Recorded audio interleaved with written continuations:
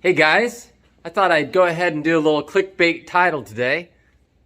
As you can see, the motorcycle's still in pieces from the last teardown where I removed the electronic fuel controller. Now I'm going to go ahead and add a sprocket. This is going to be a 15 toother as opposed to the 14 tooth which comes stock on this motorcycle. I figure with the bigger sprocket should go a little bit easier on the RPMs at higher speed. I've got a big bore unit, should be able to handle it just fine. I promise I'm going to go ahead and show you the results in another video over here. I will also go ahead and put a link in the description to that video, another part of my saga of the 164cc builds.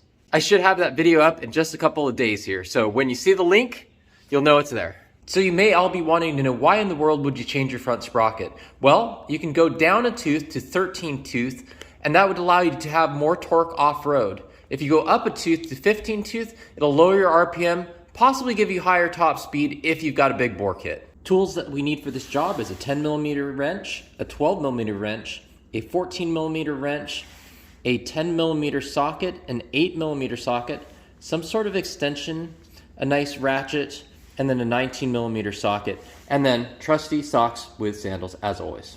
With the 12mm and 10mm wrench, go ahead and loosen this capture nut. Like that.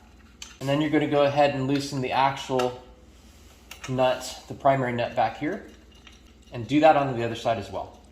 With a 14mm wrench, hold on to this axle bolt, and on the other side, use a 19mm socket to break the nut loose. You want to get it nice and loose, like that, so that the wheel can move forward and backwards, and you can see we can loosen up the chain. See how loose we've got the chain now. This will give us lots of slack so that we can get that sprocket off. With an 8mm socket and an extension with a ratchet, we're going to go ahead and remove two of these little bolts that hold the sprocket cover in place.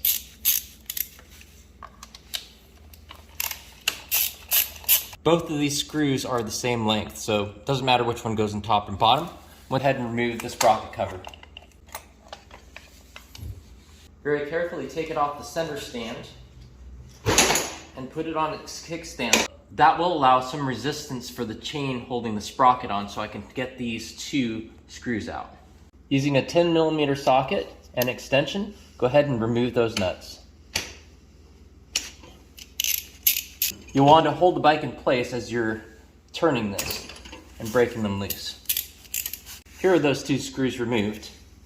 Now there's a little plate here that we have to rotate to get out. Just slightly. You can see how it's got little sprockets of itself, and that goes on kind of like a keyway, and then it rotates about a quarter turn once you put it back on. Then it's just a simple process of removing the sprocket.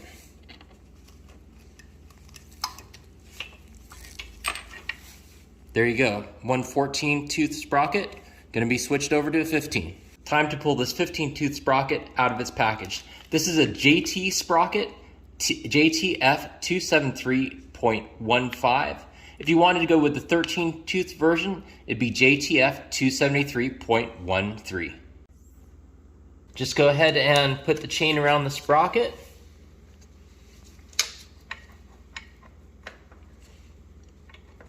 And go ahead and fit this on.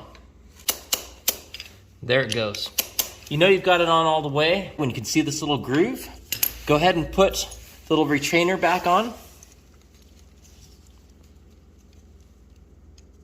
Then rotate it around and replace your screws. Torque these retainer screws to 9 foot-pounds of torque.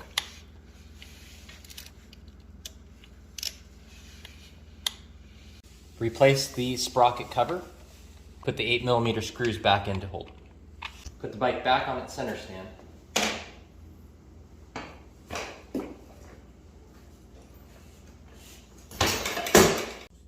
Here on the chain guard, you can go ahead and see the specification for the amount of free play on that chain. It says 30mm. Your tolerance is between 25 and 35mm. Now what we're going to do is go ahead and put this retainer back in the end of the swing arm. And we're going to do this on both sides. Move this 12mm nut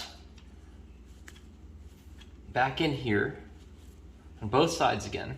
Adjust both 12mm nuts while we're looking at how much free play there is on this chain, make sure that both sides are equal. You look at these little hash marks and you make sure that the end of this is equal on both sides when you do the measurement. I'm using a set of calipers. You can also use a ruler. But basically what you do is you line this up about the center of the chain, and you're just going to move it up and down.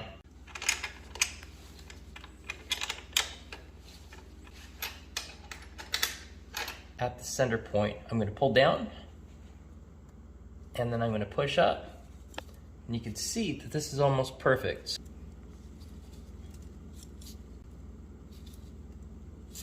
While holding the 12mm nut, go ahead and bring that 10mm forward and tighten it down. Do the same on the other side.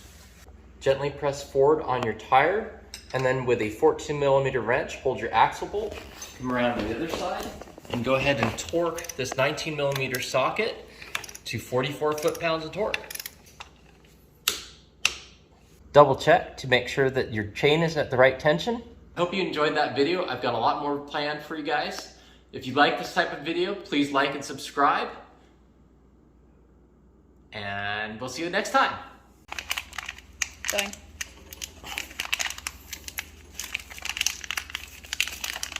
It was going to be more impressive than I thought it would be, but I'm not as strong as I thought. Okay.